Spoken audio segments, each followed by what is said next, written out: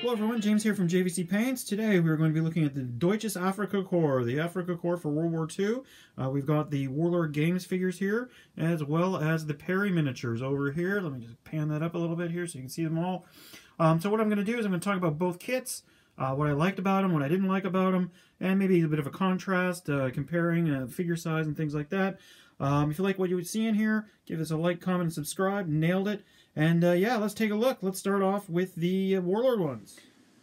I was a really big fan of painting these guys. This is one of the best German kits that the Warlord Games has come out with, I think. It's one of the last ones I've painted. Lots of character in the sculpts of the faces. The guys with smokes, guys with pith helmets, you name it. They had the goggles, really great. Lots of little extras like you can see here with the map and compass that you can use for other projects as well. There's also a lot of different sort of light weapon teams that you can make out of the kit. You get like 4 or 5 of these light mortars. You get 4 or 5 of the anti-tank rifles. A lot of prone figures. The poses of the figures are actually pretty good. It's just there's a lot of prone guys, which I'm not a big fan of in general. Painting-wise, like I said, it was great. I went with the sort of light browny yellow and the sort of green, sort of newer and older uniform. Here's a section with pith helmets. If you want to do some early war stuff, like 1941, I guess. As you can see, the goggles, they're wearing them. They're on the side of the helmet, on the front of the helmet, no goggles at all. It really adds some flavor, especially if you're going for a real sort of themed force. If you're into that kind of thing, I kind of mixed and matched. I just put all these guys into one section. I thought it would look kind of cool. The other sections, as you can see here, mix and match of helmets and headgear. As I mentioned, I think I mentioned, the packs and things like that. You can't, unfortunately, see it. You can see a couple canteens and bread bags and things like that. But everything is sort of stuck together in one giant piece, so it's actually kind of convenient, really. Instead of gluing together thousands of pieces, you only have to do probably about 5 or 6 pieces per guy, I guess you could say. The basing I've done for these guys is pretty basic. It's just sand, kind of color, and then I just dry brushed it up.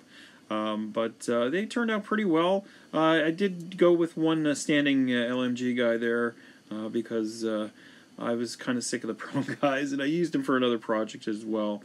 Overall, yeah, I would give them, 8 out of 10 maybe. What could have been better? I don't know.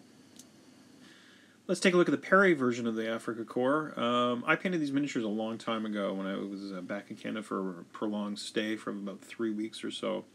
When I was painting them, it wasn't the most ideal conditions, and I wasn't using the best brushes and things like that, or the paint that I usually use. So I kind of fudged it with these guys. Again, same colors in idea, I guess, as the Warlord ones.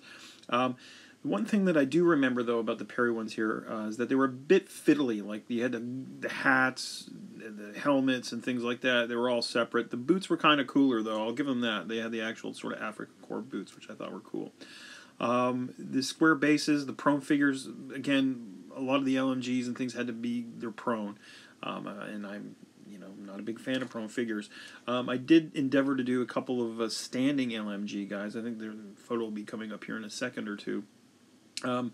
Overall, they're okay, but sculpt-wise, absolutely, I would give it to Warlord for sure.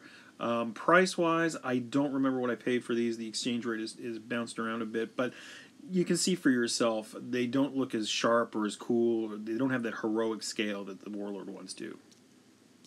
Here we have some of the figures sort of head-to-head, same units.